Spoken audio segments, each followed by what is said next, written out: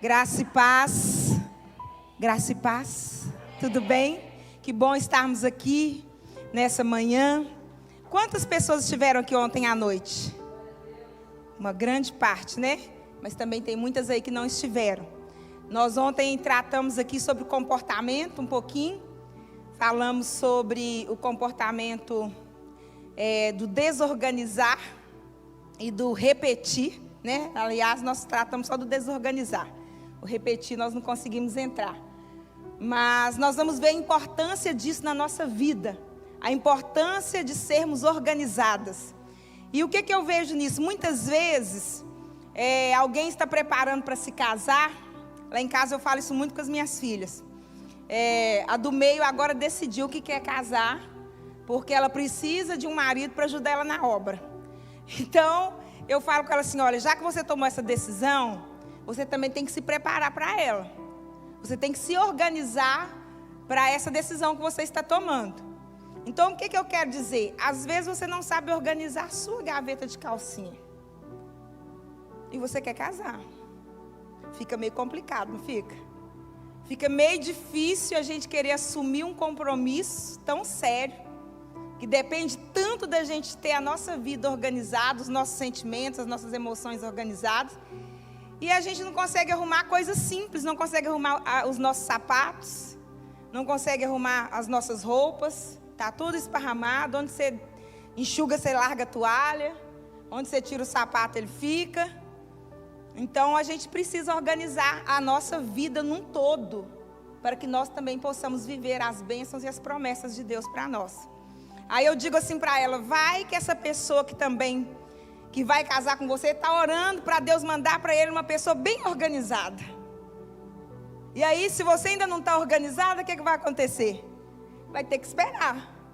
Então, às vezes, muitas bênçãos atrasam na nossa vida, como eu disse aqui ontem, porque Deus ele vai colocar em nós o poder da multiplicação conforme a nossa capacidade de organizar. Então, se nós não estamos sendo capazes de organizar a nossa vida, nós podemos atrasar algumas bênçãos também. Então, vamos ficar sobre os nossos pés, quem pode, claro. Eu quero orar mais uma vez com você. E nós já vamos tratar os assuntos dessa manhã. E eu peço ao Espírito Santo que Ele tenha toda a liberdade na sua vida, na minha vida. Que nós possamos estar com o nosso coração sedento. Tem lugares onde a gente chega que a gente vê que as pessoas estão tão sedentas que elas até nos constrangem. Na expectativa daquilo que Deus vai fazer. Na expectativa daquilo que Deus vai realizar. E deixa eu falar com você. Seu pastor me trouxe de muito longe. Não é que eu vou fazer algo por você. Mas eu estou autorizada por Deus a estar ministrando sobre a sua vida. Então valorize o investimento do seu pastor. Amém? Valorize o investimento da sua igreja. Valoriza porque Ele está pensando em você. Ele está pensando no seu crescimento. Ele está pensando naquilo que você pode agregar na sua vida. Então, aproveite tudo, suga tudo. Né? Recebe tudo aquilo que você pega para você aqui. E como eu disse aqui ontem, quando nós estamos no ambiente profético, são liberadas palavras. Talvez ela não serve para você hoje, mas ela vai servir no futuro. Talvez ela não serve para você agora, mas no momento ela vai encaixar na sua vida. Ela vai encaixar como aquele bebê que nasce de parto natural. Chega na hora de nascer, ele encaixa e... É assim que funciona. Então o mundo espiritual, ele é mais ou menos dessa maneira. E nós vamos aproveitar tudo. Amém? Então feche seus olhos, Pai, em nome de Jesus, mais uma vez. Oramos, glorificamos o Teu nome. Exaltamos o Senhor por Tua bondade, Tua fidelidade. Ó Deus, graças te damos por mais um dia, pelo respirar, pelo fato de estarmos aqui, ó Pai, e de podermos desfrutar de tudo aquilo que o Senhor preparou para nós. Quantas pessoas, quem sabe, ó Deus, queriam uma oportunidade como essa e não tem. Mas aprove o Senhor nos permitir estarmos aqui. Como nós somos gratas ao Senhor. Pai, cuida de tudo aquilo que ficou nas nossas casas, nos nossos lares. Ó Deus, de tudo aquilo que nos pertence. Que nada, ó Pai querido, se perturbe, que nada saia do lugar. Que o inimigo não tenha poder, ó Pai, de mexer em nada. E que o Senhor possa guardar aqueles que ficaram nas nossas casas, nos nossos lares, guardando também as nossas vidas aqui. E agora, Espírito Santo, eu te peço, tenha liberdade no meio de nós. Tenha liberdade na minha vida, na vida das minhas irmãs, dos meus irmãos também. E eu te peço, Senhor Jesus, te peço, Espírito Santo, que eu não venha impedir o agir do Senhor. Que eu não venha falar aqui aquilo que não é o teu propósito, aquilo que não é o teu querer, aquilo que não vai alinhar com o coração do Pai nesta manhã. Mas que eu possa dizer tudo aquilo que esteja alinhado com o céu. Nós somos dos céus e nós estamos autorizados a trazer o céu na terra. Por isso, nesta manhã, ó Deus, eu declaro que esta casa está cheia da tua glória. O Senhor tem liberdade para encher esse lugar.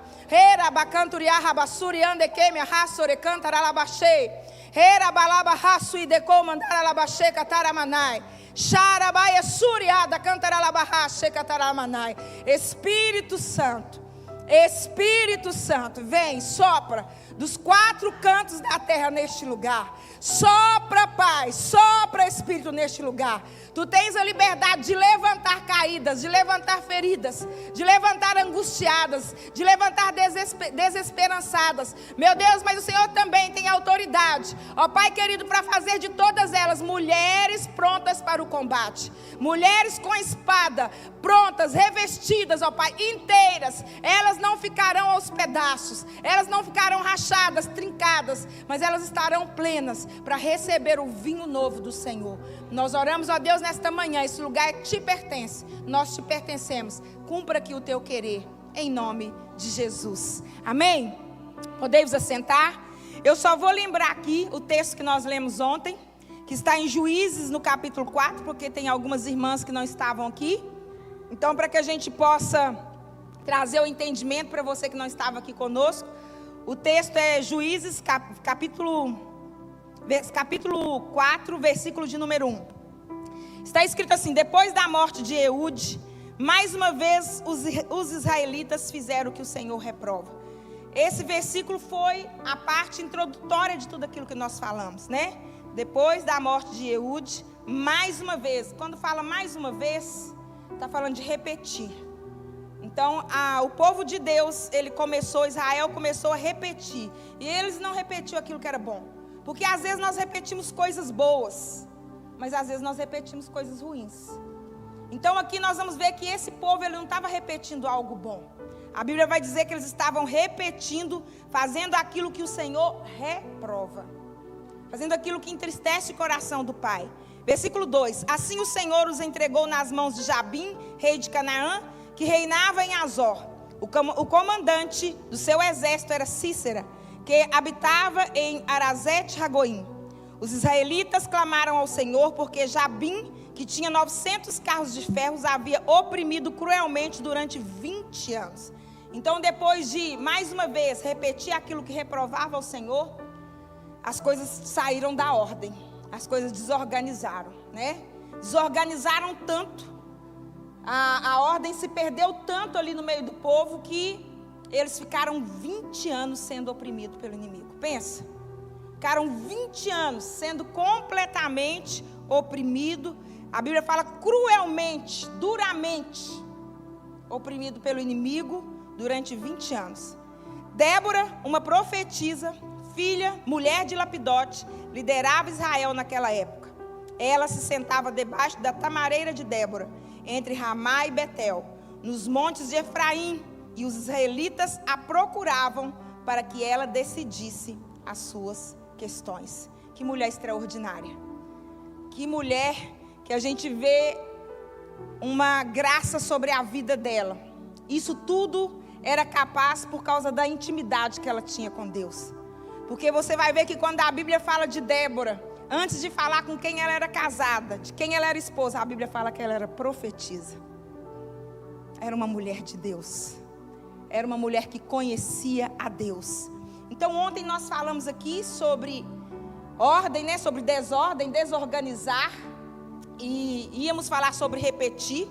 Então a ordem, ela precede a multiplicação, como eu disse aqui ontem. A ordem resulta em progresso. Então toda a capacidade de Deus delegar o poder da multiplicação na sua vida está proporcional à sua organização. Então se você é uma pessoa desorganizada, como eu disse aqui, pessoas desorganizadas, geralmente a vida delas vai ser desorganizada. Pessoas bagunçadas, você vai ver que a vida delas também vai ser bagunçada. E eu finalizei ontem à noite dizendo que há mais pessoas indisciplinadas no mundo do que disciplinadas. Quando nós olhamos ao redor, quando nós olhamos no mundo, nós vamos ver pessoas indisciplinadas no comer, indisciplinadas com dinheiro, gastam mais do que pode. Nós vamos ver pessoas indisciplinadas com o tempo, andam sempre atrasadas, né? Ou aceleram alguma coisa na sua vida. Nós vamos ver pessoas indisciplinadas com a saúde, não cuida da saúde, é ou não é? Vamos ver pessoas indisciplinadas nos relacionamentos. Então, a indisciplina, ela impera, nos fazendo repetir comportamentos altamente prejudiciais. Então, nós precisamos quebrar todo o ciclo de indisciplina na nossa vida. Nós precisamos nos organizar. Então, toda área da nossa vida que nós acrescentamos disciplina se transforma. Toda a área da nossa vida que a gente, é como o pastor disse aqui, aquilo que você foca, expande. Então, se você começa a organizar, se você começa a colocar uma área da sua vida em disciplina, disciplinando aquela área, seja ela na saúde. Eu estava conversando com a Abigail, ela estava falando que ela estava fazendo uma dieta, nos primeiros 2 meses ela foi disciplinada, mas no terceiro ela já está quebrando um pouco a disciplina. Então, toda área que a gente coloca disciplina, transforma. Qualquer área da nossa vida. Então, dentro da disciplina não existe exceção. O que é isso? Dentro da disciplina não existe exceção. Só hoje eu não vou no culto. Só hoje eu não vou orar. Hoje eu estou muito cansada. Só hoje eu não vou ler a Bíblia. Só hoje eu não vou lavar essas vasilhas, vou deixar para amanhã. Só hoje eu não vou ao trabalho. Então, quando nós colocamos exceções, isso acumula. E o que acumula, logo aparece o saldo negativo. Se estava difícil você fazer hoje, amanhã vai ficar mais complicado. O meu esposo, ele tem sempre um hábito de ler 20 capítulos da Bíblia por dia. E às vezes, decorrente da nossa correria, ele não consegue ler os 20. E aí no outro dia, ele tem que ler os 20 com aquele que ele não leu no outro dia. E às vezes ele passa o dia inteiro lendo a Bíblia para colocar em dia. Então aquilo que a gente empurra, que a gente não tem disciplina, logo acumula e logo vai aparecer um saldo negativo. Então quem é disciplinada não vai falar assim só hoje. Quem é disciplinada vai falar assim: hoje não. Hoje não. Hoje eu não vou deixar de orar. Hoje eu não vou deixar de ler a Bíblia. Hoje eu não vou deixar de ir ao culto. Então as pessoas disciplinadas, ela troca o só hoje pelo hoje não. Amém? Então, queridas, isso traz um saldo positivo na nossa vida. E eu quero então te fazer uma pergunta nessa manhã essencial para a gente dar continuidade. Qual é a sua responsabilidade na desordem a qual você se queixa? Tem alguma área da sua vida em desordem? Finanças, relacionamento conjugal, trabalho. Tem alguma área? Saúde. Essa área aí que tem algo desorganizado, qual é a sua responsabilidade nessa desordem a qual você se queixa? Há uma responsabilidade. Nós precisamos descobrir qual é a sua. Nós precisamos descobrir qual é a que te pertence. Então, é difícil nós reconhecermos os nossos erros, não é? Quem aqui tem facilidade de reconhecer seus erros? É muito difícil a gente reconhecer os nossos erros. Porque na maioria das vezes, nós sempre vamos arrumar uma desculpa, uma explicação para o nosso erro. Lá no Éden, a Bíblia diz que quando Adão e Eva pecaram, Deus chegou lá e perguntou para Adão: Adão, você comeu do fruto? O que Adão disse? A mulher que o Senhor me deu. Qual seria a resposta óbvia? Sim ou não? É ou não é? Adão, você comeu do fruto? Sim, eu comi. Assumiu. Mas ele não quis assumir. Ele queria achar alguém responsável por aquilo. Então ele estava tirando a responsabilidade dele. Ele colocou a mulher que o Senhor me deu. E aí Deus partiu para Eva. Eva, você comeu? Eva também delegou, ou ela alegou. Nós podemos usar os dois termos. Ela alegou ou ela delegou a responsabilidade, dizendo, foi a serpente. Deveria também ter respondido, sim, eu comi, ou não, eu não comi. Então, muitas vezes, diante de assumir os nossos erros, nós queremos arrumar uma desculpa, uma justificativa. Então, amadas, não assumir responsabilidade, terceirizar a responsabilidade sempre para o outro vai nos custar. Vai trazer prejuízo sobre a nossa vida. Se eu me responsabilizar pelos meus atos, eu nunca vou colocar a culpa fora de mim. Preste atenção no que eu vou te dizer. Se eu me responsabilizar pelos meus atos, eu nunca vou colocar a culpa fora de mim. Eu nunca vou colocar a responsabilidade fora de mim. Então, nós precisamos olhar para dentro. E olhar para dentro é difícil. Assumir fraquezas não é fácil. Mas enquanto nós permanecermos olhando para fora, nós não vamos enxergar o que verdadeiramente está acontecendo. Se eu fico procurando uma justificativa, se eu fico procurando encontrar a responsabilidade em alguém, se eu não olho para dentro, então eu não vou encontrar aquilo que está acontecendo, eu não vou enxergar o que está acontecendo. Então, se você está anotando aí, anota assim, eu preciso me perceber. Isso, eu preciso me perceber. Como que você se percebe? Você precisa entender que pensamento, que sentimento, que emoção está vindo à sua mente. Quando algo está tirando você do controle, quando algo está te perturbando, está te angustiando, está te deixando ansiosa, você precisa se perceber. Você precisa saber que pensamento ou sentimento ou emoção está vindo à sua mente. É raiva?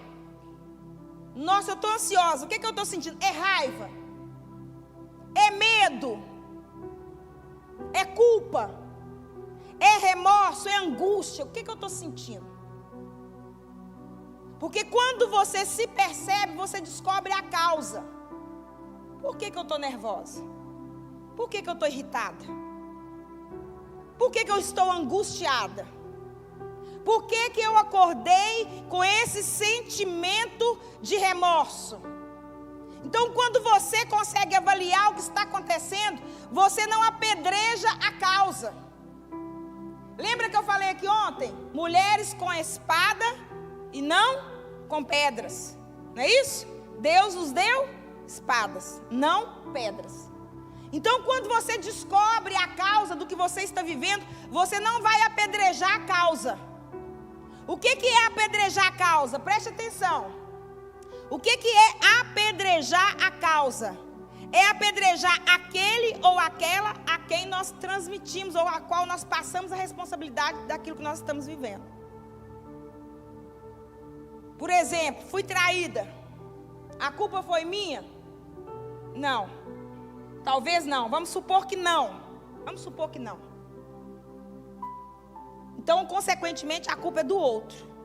Mas se eu ficar o tempo todo falando a culpa foi dele, a culpa foi dele, a culpa foi dele, a culpa foi dele, eu vou apedrejar a causa. Entende isso? Então, nós não podemos apedrejar a causa, ou seja, nós não podemos colocar a culpa sobre aquele ou aquela e condenar essa pessoa. Por mais errada, por maior que tenha sido o erro dela contra nós. porque isso vai nos adoecer, isso vai nos paralisar. Então aqui começa a fazer sentido o tema. Deus não nos deu pedras, nos deu espadas. Então eu quero te dizer nessa manhã, larguem as pedras. Porque se você não é capaz de largar as pedras, as pessoas vão começar a duvidar do cristianismo que você prega. Se você não largar as pedras, as pessoas vão duvidar do cristianismo que você prega, e daqui a pouco você mesma passa a duvidar dele. Você vai transferir essa situação para o cristianismo. Então largar as pedras, o que poderia ser? Parar de criticar, parar de fofocar, parar de denegrir, parar de acusar, parar de cobrar, parar de exigir. E eu te faço uma pergunta: quantas vezes você foi apedrejada pelas costas? Acredito que várias vezes. Todas nós já fomos, muito ou pouco já fomos apedrejadas pelas costas. Agora faz as contas. Quantas vezes você apedrejou? Quantas vezes você apedrejou seus pais, seu cônjuge? Quantas vezes você apedrejou sua igreja, seu pastor, os irmãos? Então, aquela pessoa que talvez você nunca esperava que ela fosse te magoar, magoou, agora você está apedrejando. Então são dessas coisas que o Espírito Santo quer tratar conosco nessa manhã. Nós precisamos largar as pedras. Nós precisamos corrigir o nosso curso. Porque quando nós atiramos pedra, nós relacionamos pouco com o Espírito Santo. Aquela pessoa que vive atirando pedra, ela está relacionando pouco com o Espírito Santo. Por que ela está relacionando pouco com o Espírito Santo? Porque essa não é a natureza dele. Então, se eu relaciono com o Espírito Santo, eu vou ter a sua natureza. Então, se eu ainda apedrejo, se eu ainda carrego pedras e não espada, eu estou relacionando pouco com ele. Eu estou aprendendo pouco com ele. Eu estou sendo pouco tratada por ele, pouco trabalhada por ele. Mas quando ele vem, quando eu chamo por ele e ele vem, eu largo as pedras. Porque ele trabalha aqui, ó, de dentro para fora. Queridas, eu quero dizer para você nessa manhã que você não cabe mais em ambientes de fofoca. Você não cabe mais em ambientes de conversinha, de acusações. Você não cabe mais em ambientes de meninice. Deixa eu te falar uma coisa, preste bastante atenção. Você é fina. Fala assim: eu sou fina. Uma mulher fina não entra em ambientes de conversinha. Uma mulher fina não fica com meninice. Você é fina. Você não combina com esses ambientes. Ambiente de fofoca, ambiente de conversinha, ambiente de meninice. Você não combina com isso. Você é fina demais para esse ambiente. Mas a desordem de Israel era tamanha, voltando ao texto, que consequentemente eles estavam refazendo aquele ciclo da compulsão da repetição. Eles tinham uma compulsão a repetir aquilo que Deus reprovava. Você tem compulsão por alguma coisa? Às vezes você tem compulsão por comida, compulsão por jogar, compulsão por estar em algum ambiente. Mas a compulsão de Israel era repetir aquilo que Deus reprovava. Então aqui, olha, você já se viu repetindo algum comportamento que te levou para aquele mesmo resultado negativo? Você já se viu repetindo um comportamento que te levou para o mesmo resultado negativo? Um exemplo, tem pessoas que só vivem endividadas. Aí passa um aperto para pagar a dívida, passa 2 meses, já começou a fazer dívida de novo. Uma compulsão, a repetição, que deixa aquela pessoa sempre com um resultado negativo. Então essa era a questão de Israel. E queridas, às vezes nós nem damos conta disso. Mas para alcançarmos alguns objetivos, nós repetimos algumas coisas. Às vezes para você alcançar o objetivo de ganhar um sapato, uma bolsa nova do marido, você usa uns esqueminha. Repete uns negocinhos que funcionam de vez em quando. Então, às vezes, para nós alcançarmos alguns objetivos, nós repetimos mentiras, nós repetimos desculpas, nós repetimos vícios, nós repetimos más escolhas. Então, viciamos como Israel se viciou. Nós nos tornamos viciadas em coisas que saem do controle. E quando nós chegamos aqui em Juízes, capítulo 4, versículo de número 3, a Bíblia vai dizer que o inimigo já dominava, que o inimigo oprimia cruelmente, duramente, 20 anos, aquele povo naquele tempo. Então, queridas, chega uma hora, preste atenção, que a gente precisa estudar a nossa vida. A gente precisa estudar a nossa vida, fazer um balanço. E como isso começa? Onde foi que eu dei um acesso para o inimigo? Onde foi que eu abri uma brecha para o inimigo entrar? Onde foi que eu dei um acesso para que o inimigo entrasse na minha vida? Eu quero te dizer que o inimigo está lutando para te confundir. Sabe por quê? Que o inimigo luta para nos confundir? Porque quando o inimigo nos deixa confusa, quando ele consegue colocar a minha vida em confusão, colocar a sua vida em confusão, ele não precisa nos parar. Sabe por quê? Nós mesmas nos paramos.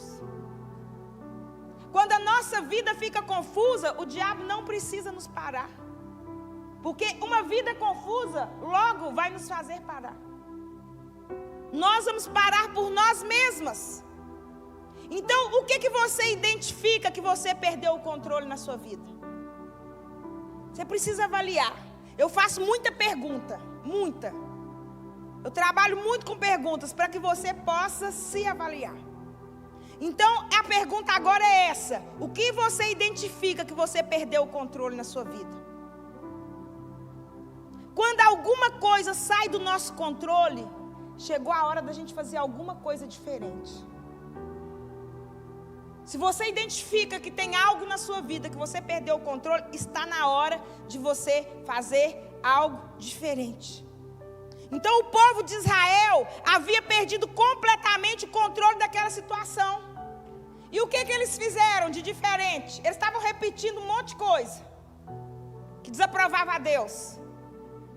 Quando eles perderam o controle, que o inimigo estava acabando com a vida deles, a Bíblia diz que eles clamaram. Entende? Eles estavam repetindo coisas que reprovavam a Deus. Perderam o controle, fizeram algo diferente. Eles clamaram a Deus.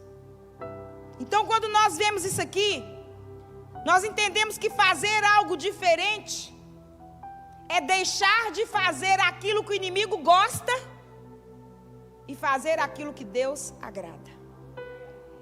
Eles deixaram de fazer o que Deus reprovava e foram fazer o que Deus agradava. Eles deixaram de fazer aquilo que o inimigo estava batendo palma e foram fazer o que o céu aplaudia. Então isso é fazer diferente. É quando eu deixo de fazer aquilo que o inimigo gosta, que o diabo gosta, que o diabo aplaude, e vou fazer aquilo que o céu celebra. Então o céu celebra quando você vai clamar ao Pai. O céu celebra quando você vai buscar o Pai. O céu celebra quando você busca intimidade com o Pai. O céu celebra quando você pergunta ao Pai: o que eu preciso fazer? O que eu devo fazer agora? Então, amadas, olha, Israel estava oprimida, estava intimidada, e o inimigo jamais ele vai perder a oportunidade de te intimidar. O inimigo jamais vai perder a chance dele colocar medo em você, dele tentar fazer você parar, dele tentar te diminuir, dele roubar a sua força, a sua fé. Ele vai lutar para ele te intimidar. Mas o secreto com Deus gira a chave. Fala assim comigo: o secreto com Deus gira a chave. O que eu quero dizer? Aqui eu vou falar já a segunda parte. Nós falamos que ia dividir essa mensagem em 3. Aqui eu vou entrar na segunda parte. O inimigo, ele quer nos intimidar. Ele vai fazer de tudo para isso. Mas o secreto com Deus gira a chave. Por quê? Porque intimidade vence intimidação. Intimidade vence intimidação. O inimigo está querendo te intimidar? Entra na intimidade com Deus. Busque intimidade com Ele. Porque a intimidade com Deus vence a intimidação. Então a Bíblia, ela nos conta que Débora, mulher de Lapidote, né? Primeiro fala profetiza, mulher de Lapidote, liderava Israel naquele tempo. E eu quero falar 2 segredos poderosos sobre Débora. Primeiro segredo: ela tinha intimidade com Deus, ela era profetisa. Então por isso que ela não foi intimidada. Nós vamos ver lá na frente que para ir para a guerra, alguém disse para ela: eu não vou se você não for comigo. Nós vamos ver lá na frente. Ela não foi intimidada pelo inimigo, porque ela tinha intimidade com Deus. Então intimidade vence intimidação. Débora tinha intimidade com Deus. Segundo ponto: aquele era o tempo de Débora. Fala isso. Aquele era o tempo de Débora. A Bíblia vai dizer que Débora ficava julgando as pessoas ali no seu tempo. Aquele era o tempo de Débora. Débora viveu o seu tempo. Por isso ela deixou na sua história um grande legado. Por isso ela é lembrada hoje, é falada hoje por nós.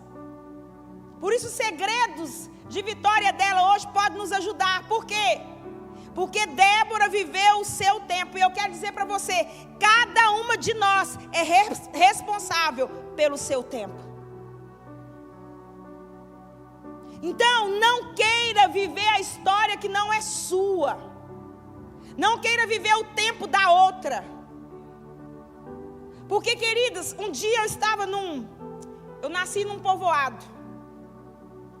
Um povoado bem pequenininho, chama Vaca Selada. Você já ouviu falar? Sei que não.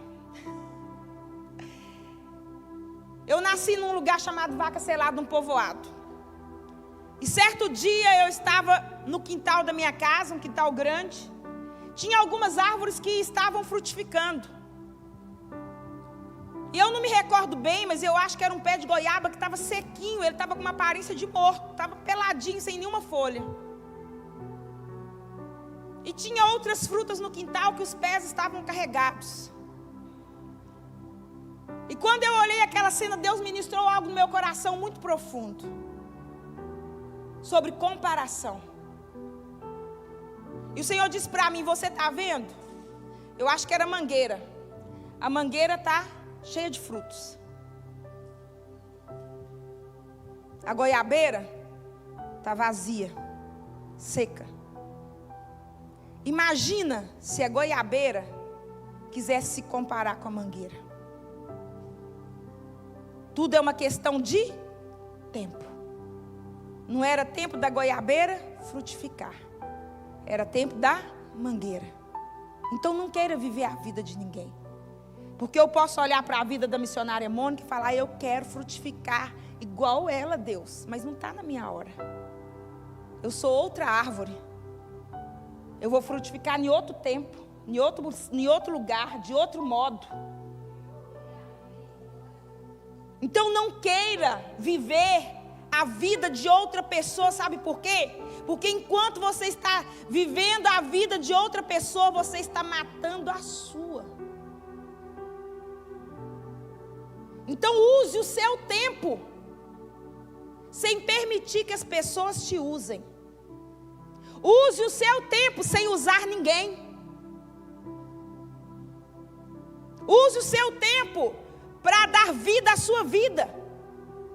Então aqui, olha, Débora deixou, né? Ela desperta. Débora, a partir daquele momento, a Bíblia diz que ela se despertou. Então use o seu tempo sem usar pessoas, porque quando você faz isso, você consegue se despertar. Porque, queridas, eu tenho que falar algo que você já sabe, mas o tempo passa. Os dias vão. E se você não aproveitar a sua oportunidade na hora certa, você vai perdendo tempo. Você vai perder a sua vez. Então desperta, porque agora é o seu tempo. Desperta, mulher com espada, de ir com o salto do céu, porque agora é o seu tempo. Agora é o seu tempo. Quando eu digo isso para você, eu estou falando para você que você precisa entrar em cena, porque Débora entrou em cena. No momento da crise, Débora entrou em cena. Então, queridas, você precisa entrar em cena. Este tempo também vai passar. Débora, ela deixou que Deus a usasse para atender o clamor do povo. Débora, mulher que sentia como nós, mulher que enxergava como mulher, que sentia como mulher, uma mulher que pensava como mulher, que agia como mulher, uma mulher igual nós. Então ela se despertou para solucionar a crise de Israel. Ela se pôs como guardiã do povo de Israel. Onde estão as guardiãs desse tempo?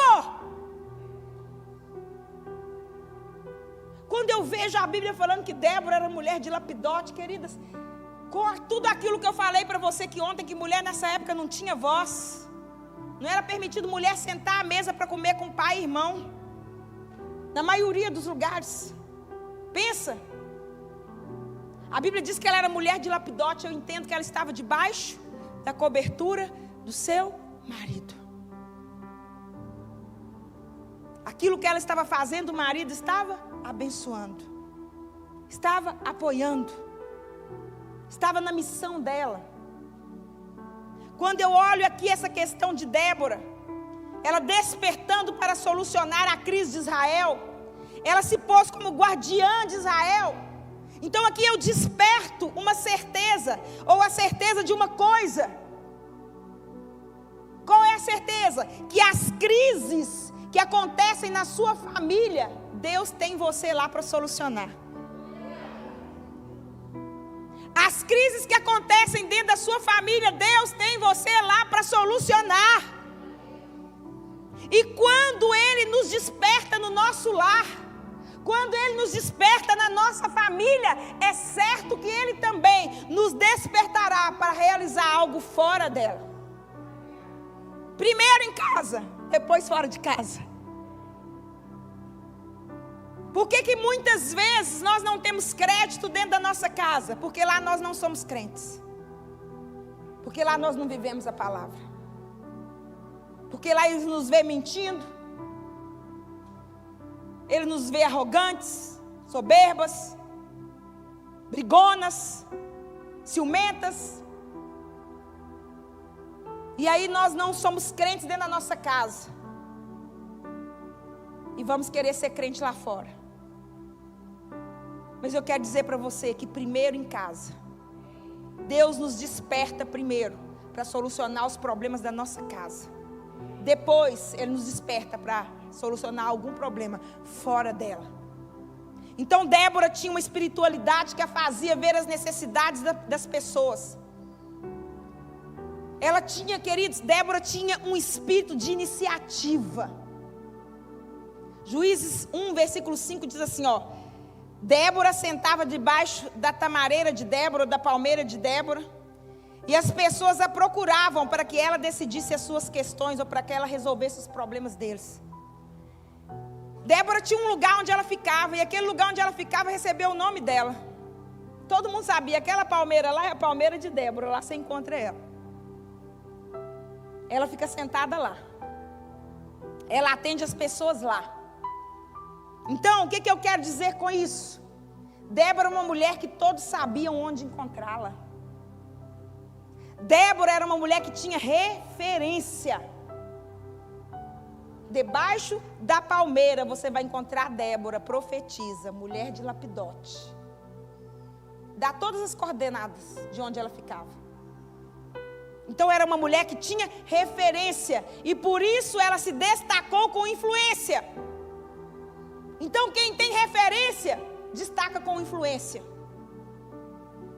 Sem referência nós não influenciamos benignamente. Porque nós sabemos que há muitos tipos de influência. Negativa, positiva, boa, ruim. Mas Débora era uma influência positiva naquela geração. Então, amadas, aqui, olha, chegou a hora de iniciar algo diferente. Eu quero te perguntar, você é iniciadora? Você é alguém que tem iniciativa? Ou você é do tipo da pessoa que espera tudo cair de mão beijada para você? Tudo prontinho assim no seu colo. Você é iniciadora?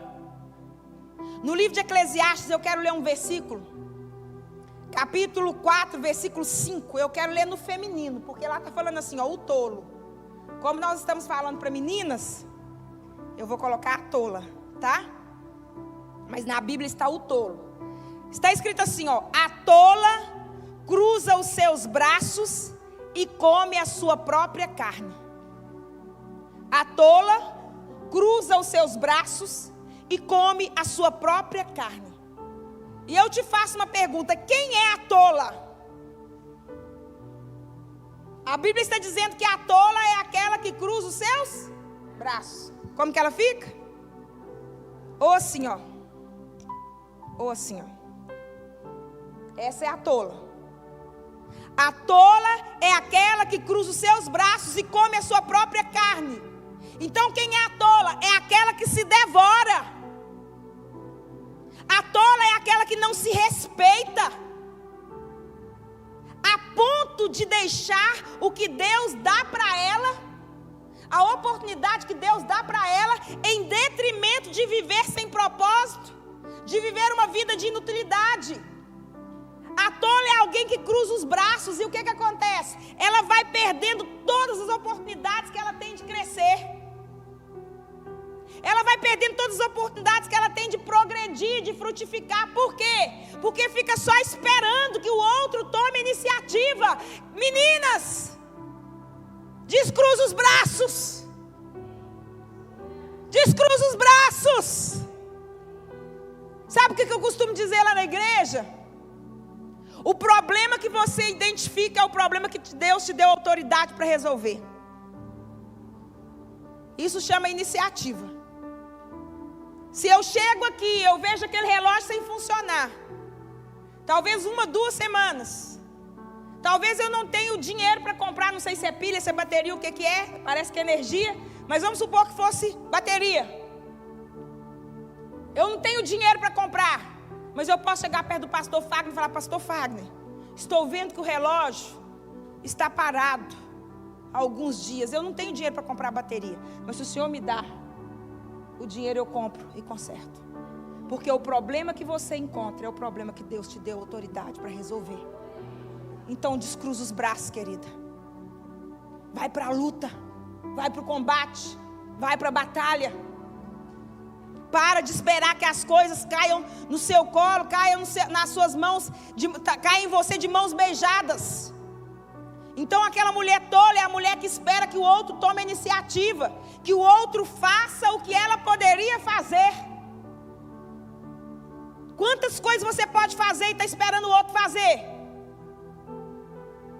Então Salomão, ele fala que essa pessoa, falta de sabedoria, essa pessoa tola, falta de entendimento, falta de iniciativa, ela não progride. Ela regride. Por quê? Porque ela não descruza os braços. Ela não faz nada que ela podia fazer. E o pior, ela come a sua própria carne. O que é comer a sua própria carne? É se autodestruir. Imagina alguém se autodestruindo, comendo a sua própria carne, se devorando. Esse é o exemplo que Salomão dá. Alguém que se autoanula. Alguém que é consumista dela mesma. Ser consumista dela mesma, se autoanular. Alguém que se autodestrói. Quando nós olhamos aqui, ser consumista dela mesma é não dar continuidade à sua vida. Parar a vida no tempo. Enterrar a sua vida, enterrar o seu talento. Quantas mulheres deixaram a sua espada e pararam a sua vida no tempo? Eu conheço milhares de mulheres que pararam a sua vida no tempo, que enterraram o seu talento, estão paralisadas, se entregaram ao nada. Por que elas regridem? Por que a vida... Tem pessoas que parece que a vida delas só andam para trás, você já viu? Não tem progresso, não avança. Então o inimigo, queridas, nunca vai te contar o preço que você paga quando você para, quando você não dá continuidade, quando você desiste da vontade de Deus. E eu vou fechar aqui. Talvez a sua justificativa seja: Mônica, mas você não sabe o que eu já passei. Ah, você está falando isso porque você não sabe o que eu já vivi. Ah, não, você não está na minha pele. Você não sabe o que fizeram comigo. E eu quero te perguntar, quero te fazer raciocinar. Quando você fala assim, você não sabe o que eu já passei. Está na onde? Você não sabe o que eu sofri. Você não sabe o que fizeram comigo. Qual que é o problema? Raciocina. Você já venceu isso, não se dá conta.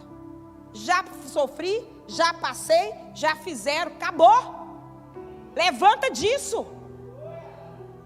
Acabou. Ficou para trás. Já viveu, já sofreu, já passou, já fizeram. Agora é outro tempo. Agora é outra estação. Então por que você está criando raízes na sua dor? Eu vou fechar aqui em Isaías, capítulo 43, versículo 2. À noite nós vamos dar continuidade. A Bíblia diz assim, olha: quando passares, você vai passar. Quando passares pelas águas, eu serei contigo. Quando pelos rios, eles não te submergirão. Quando passares, você vai passar. Pelo fogo, não te queimarás, nem a chama arderá em ti. Nem a chama. Quando passares, minha querida, você vai passar. Se você não passou, você vai passar. Você vai passar. Então escuta o que eu vou falar com você aqui nessa hora. Volta para o combate. Volta para a batalha, volta para a guerra.